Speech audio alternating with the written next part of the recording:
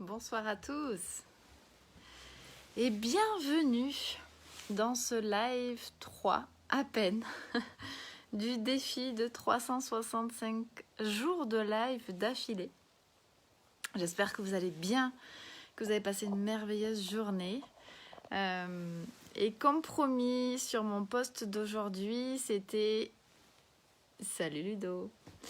C'était nous avons tous le choix. Bienvenue du coup dans une superbe chambre d'hôtel. Salut Sabine! Dans une superbe chambre d'hôtel parce que effectivement nous avons changé d'hôtel. Et ce qui me vient à penser de vous donner un processus précis, des étapes précises à faire qui selon moi fonctionnent pour aller chercher ce dont on a vraiment envie. Parce que qu'est-ce qui s'est passé hier quand j'ai fait le live? Donc bienvenue dans ce live 3 du défi 365 jours de live d'affilée. Qu'est-ce qui s'est passé hier quand je vous ai fait le live? Je vous disais que j'étais un petit peu oppressée, qu'il y avait du monde, que ça grouillait dans tous les sens, que les enfants criaient et je me suis dit waouh, t'es venu là pour te reposer. Si ça se passe comme ça pendant 10 jours, ça va être compliqué. Et puis, sur la fin de soirée, finalement après, j'ai travaillé un petit peu, ma fille dormait, et j'ai cherché un hôtel jusqu'à 3h du matin à peu près. C'est à peu près ça. Pour retomber toujours et encore sur le même hôtel que mon mari avait également vu. Salut Pierre, salut Eric. Pour retomber toujours encore sur le même genre d'hôtel, qui était superbe, à un prix qui était relativement élevé. Et on s'est dit, non mais à un moment donné... On veut quelque chose. On est venu là pour passer des vacances tranquilles. On est venu là pour s'apaiser. On voulait un endroit calme. L'objectif, il était là. Et donc, il fallait qu'on fasse quelque chose. On a dit, ok. On ne se laisse pas le choix.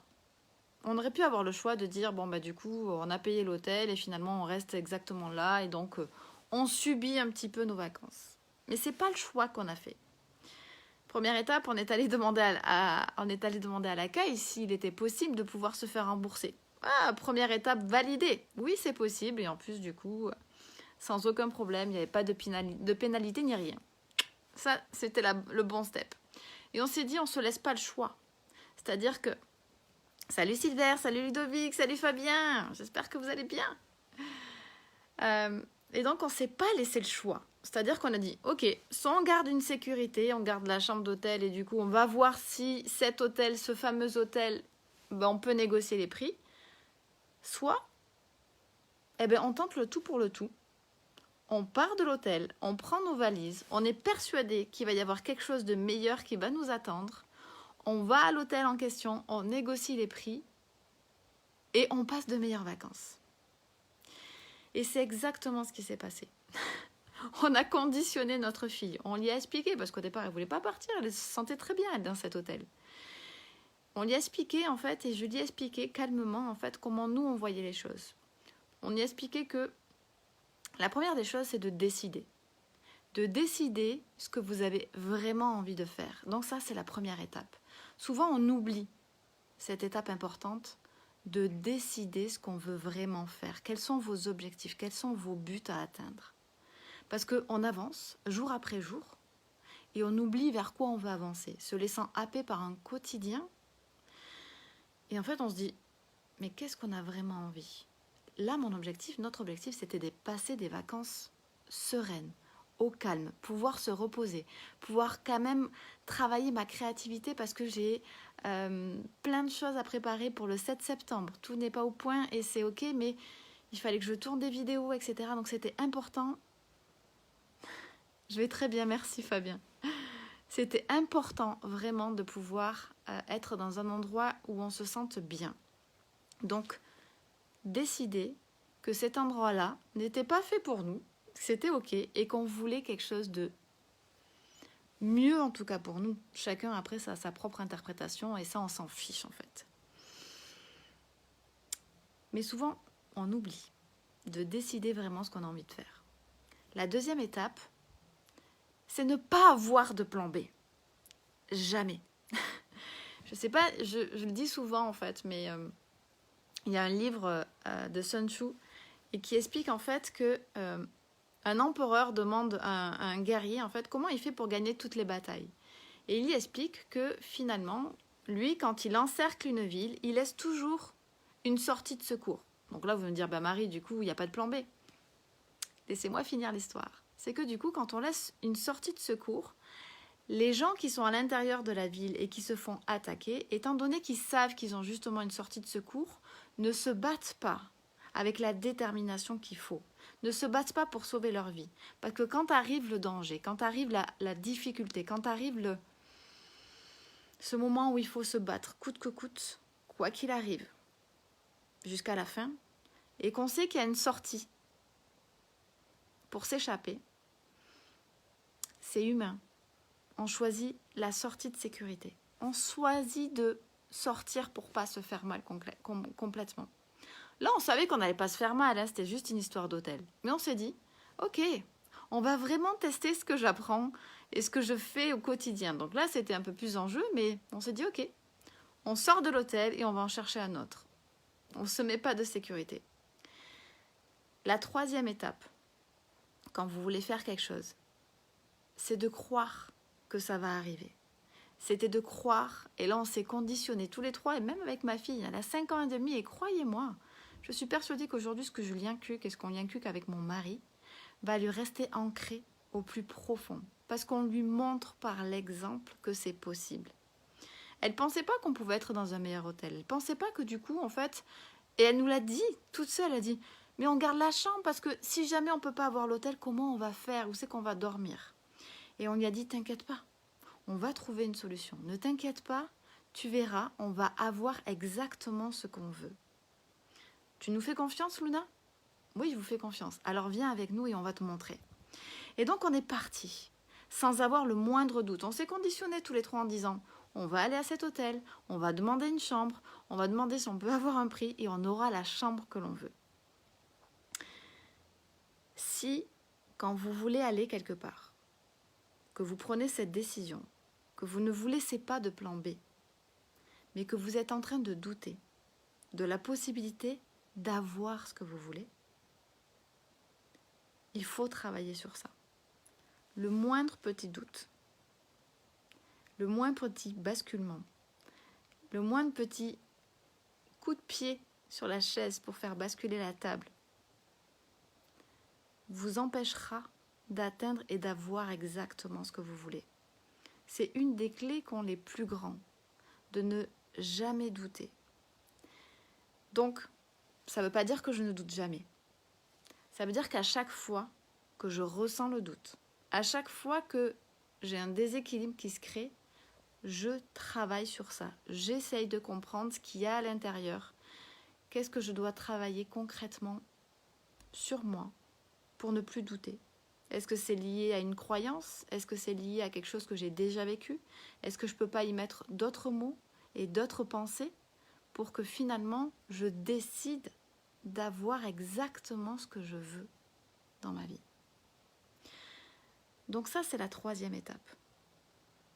La quatrième étape, c'est de se donner les moyens. Parce que je vois encore beaucoup de personnes être dans la visualisation, dans l'attente que ça arrive. Je suis persuadée que si je demande à l'univers que ça va arriver, que ça arrive, ça va arriver. Ça en fait partie, c'est ok. Par contre, si vous ne vous donnez pas les moyens à ce moment-là de passer à l'action, de vous engager et de le faire, si j'avais dit à ma fille, bah tiens, on va trouver un meilleur hôtel, mais bon, finalement, j'ai cherché jusqu'à 3h du matin, je n'ai pas trouvé. J'ai cherché, mais je ne suis pas allée jusqu'au bout. J'ai pas fait le nécessaire physiquement ensuite pour aller voir cet hôtel, négocier avec cet hôtel et me dire, on va avoir un prix, on va y aller, et ça va fonctionner.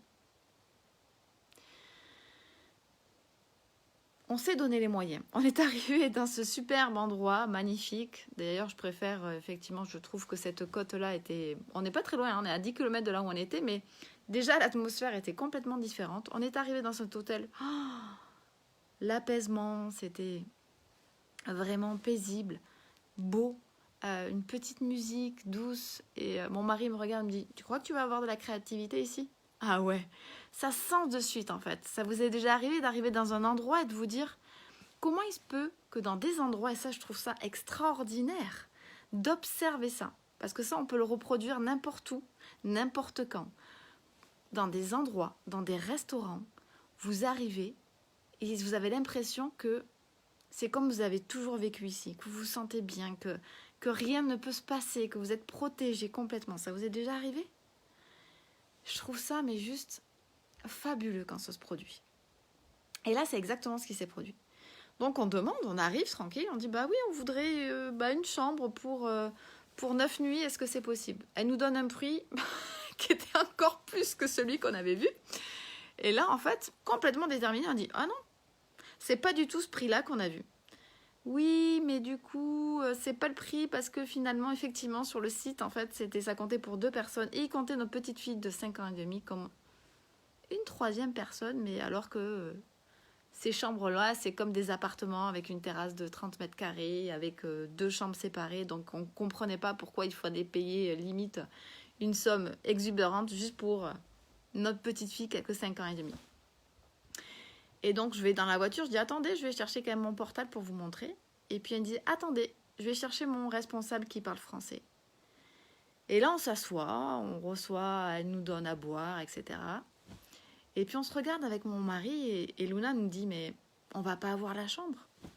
Si, on va avoir la chambre, ne doute pas. Tu verras.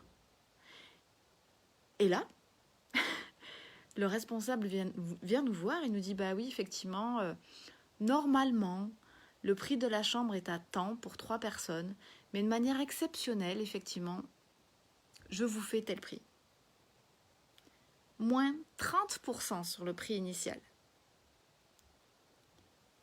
On était décidés. On ne s'est pas laissé de plan B. On croyait que ça allait arriver. On n'avait absolument aucun doute. On était là pour le prouver à notre fille. Et on s'est donné les moyens d'y arriver. Et on l'a eu. On a passé une journée extraordinaire. Piscine, jacuzzi, c'était top. Le soleil était présent. Il nous a fait visiter certaines chambres. Mais il y a un élément aussi qui est venu en ligne de compte.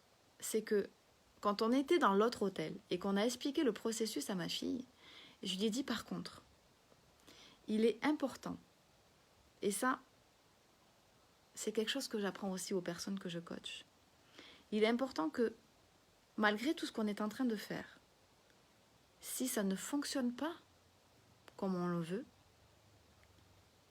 ne surtout jamais regretter. Jamais. Ne jamais regretter pour ne pas perdre confiance. Ne jamais regretter parce que ça voudrait dire que tout nous est dû. Et finalement, c'est pas ça la leçon que je voulais donner à notre fille aussi aujourd'hui. Ne jamais regretter parce que il y a des fois où on perd. Il y a des fois où ça n'arrive exactement pas du tout comme on le veut. Il y a des fois où on a ce qu'on a, mais finalement on voudrait plus. Et il faut aussi accepter ce que l'on a. Il y a une dernière petite étape qui est juste primordiale et qui permet d'être dans ce cercle vertueux, dans ce bon cercle, dans cette gratitude aussi à ce que on peut l'avoir, à tout ce qu'on peut avoir dans la vie. C'est profiter et remercier. C'est-à-dire que aujourd'hui, on a dit à notre fille et on s'est promis avec mon mari de profiter de chaque instant, de profiter de cette opportunité finalement qu'on s'est nous-mêmes créée mais qu'on nous donne. C'est-à-dire que la personne qui était en face de nous aurait pu ne pas nous donner. Pourquoi on est venu? Mais on doit rendre honneur en tout cas à ces personnes-là et profiter à chaque instant. Vous savez, on se fixe un objectif, on l'atteint, on en veut un autre. Moi, je suis une personne comme ça. C'est pas que je veux toujours plus. C'est que je suis une challengeuse et que j'adore ça quand même. Mais aujourd'hui, cette dernière étape, de profiter à chaque fois que l'on obtient quelque chose, nous permet quand même d'avoir cette abondance, nous permet d'avoir ce cercle qui fait que on crache pas sur les gens, on crache pas sur ce qui nous arrive. Parce que moi, je crois que, et ça c'est ma vérité, je crois qu'une bonne action entraîne une bonne action. Si quelque chose nous arrive de mal, c'est que finalement, la vie nous a amené à des choses qu'on n'a pas voulu travailler, qu'on a refusé et qu'on s'est dit, bon, plus tard, j'ai pas envie de le faire. Mais la vie nous rattrape. La vie nous ramène à ça. Ça veut pas dire que, en faisant que des bonnes actions, un jour, une maladie ne peut pas m'arriver ou, en tout cas, quelque chose de plus grave. Mais je me dirais, pourquoi ça m'arrive? Qu'est-ce que je dois en tirer comme leçon? Et remercier la vie pour tout ce qui nous arrive. Parce qu'en fait, c'est pas un dû tout ça. La vie n'est pas un dû. Et on prend les choses comme si c'était normal. Et ça, c'était quelque chose que je faisais souvent. Et je l'ai mis sur des derniers posts, c'est que je gagnais de l'argent, donc finalement, c'était normal que j'aille dans des beaux hôtels ou que je fasse certains voyages. Et je me remerciais jamais moi, je remerciais jamais mon mari, je remerciais jamais ce qu'on était en train de vivre. Et je pense que je faisais fausse route. Parce que ça n'entraîne pas l'abondance, ça n'entraîne pas le fait d'être satisfait de ce qu'on a, ça n'entraîne pas le fait de finalement se sentir pleinement épanoui. Donc ça, c'est l'histoire qu'on a vécue aujourd'hui. On s'est donné les moyens et je vous enverrai des photos, je vous montrerai les lieux quand même, qui sont juste extraordinaires. Donc là, je suis dans la chambre. Je voulais vous délivrer un processus finalement qu'on a appliqué aujourd'hui. Donc étape 1, décidez vraiment de ce que vous voulez atteindre. Étape 2, ne jamais avoir de plan B. Étape 3,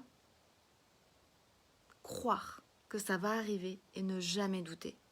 Si vous doutez, vous devez aller travailler quelque chose qui vous limite, des croyances, des peurs qui viennent de plus loin. Et ça, c'est un vrai travail à faire. 4, se donner les moyens d'y arriver. 5, ne rien regretter si vous n'obtenez pas ce pourquoi vous êtes en train de travailler, ce pourquoi vous êtes en train de faire les choses. Ne jamais regretter. Il y a toujours une leçon à en tirer. 6, toujours profiter de ce que vous obtenez et remercier vous, votre entourage, la vie pour ce que vous avez. Et vous verrez que quand on est dans ce processus, je vous l'ai dit, faire ces lives une fois par jour pendant 365 jours, c'est pour être vraiment dans une intention d'apporter toujours et encore de la joie dans ma vie. Et c'est toujours de me rendre compte, de prendre conscience de ce qui se passe, tirer des leçons, de pouvoir en avoir pour moi-même, mais aussi pour vous, pour ma fille, pour vous délivrer des choses, vous délivrer de la valeur, des prises de conscience. Parce que tous ensemble, on grandit. Je reçois des messages, des personnes qui m'échangent des choses. Et parce qu'on échange, moi aussi je grandis, je prends d'autres prises de conscience et c'est un cercle qui continue. Il y en a qui ne seront pas du tout là-dedans. Mais d'ailleurs, ils ne resteront pas sur mon profil. Je n'attirerai pas ces personnes-là. On n'attire que les personnes qui nous ressemblent. Donc, j'ai envie de dire, tant mieux. Tant mieux. Parce que ce que je recherche aussi, c'est qu'on s'entraide les uns les autres. Si je peux vous aider, vous m'aiderez un jour aussi en échange, en retour, parce que vous me ferez percuter sur quelque chose. Et ça, c'est les plus beaux des cadeaux pour moi. Voilà. J'en mets fin en tout cas à ce... Merci Charlotte. C'est pas la première fois que j'entends ne pas avoir de plan B. Le plan B serait-il un frein au plan A? Oui. Pour moi, oui. Alors, je vais te faire une petite précision quand même sur ça. Stratégiquement, et c'est en ça que moi, on retrouve chez moi... Valérie. J'arrive.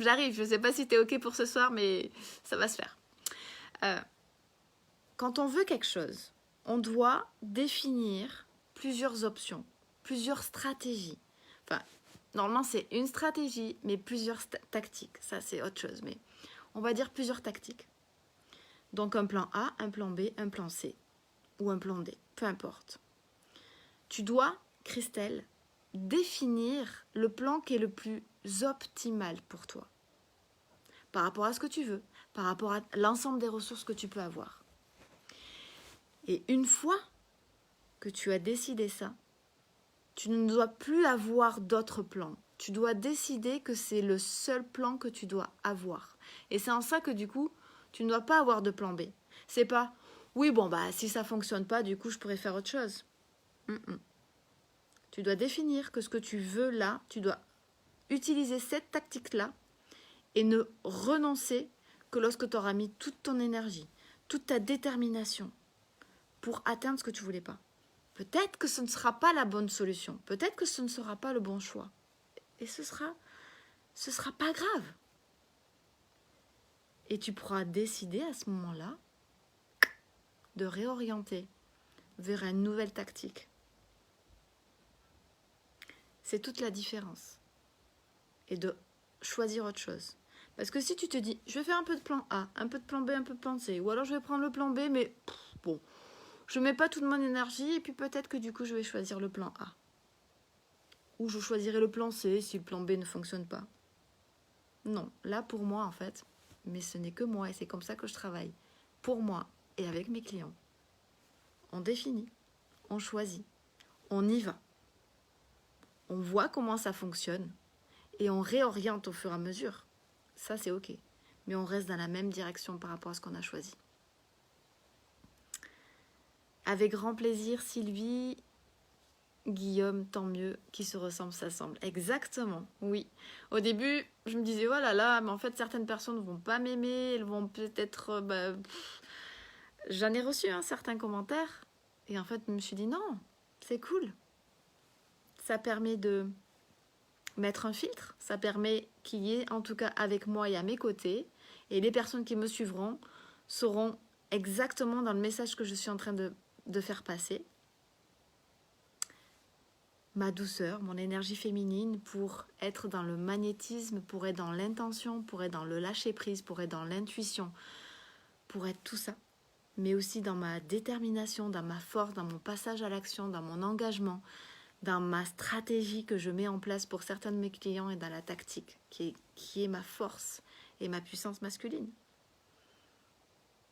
Certaines personnes vont être attirées que par des personnes qui développent que le féminin. Et moi, je suis complètement les deux. Donc, j'attirerai ça. J'attirerai les personnes qui seront comme moi. Et ce sera un grand et un vrai plaisir, en tout cas, de les avoir avec moi. Oh, merci ma Sabine. Je te fais des gros bisous, en tout cas. Merci pour ton message. Et gros bisous, Pascal. Je crois que tu es en vacances encore. J'ai bien vu ton message de tout à l'heure. Merci. Fini pour ce live 3 de ce fameux challenge de 365 jours. Je vous dis donc à demain. Passez une merveilleuse soirée. Je vais aller profiter avec mon mari, ma fille et peut-être une invitée surprise. Je ne sais pas, je vais aller voir mes messages. En tout cas, je vous souhaite vraiment de tout cœur de profiter en famille ou avec une personne que vous aimez. Je vous dis à demain dans la joie et dans la bonne humeur.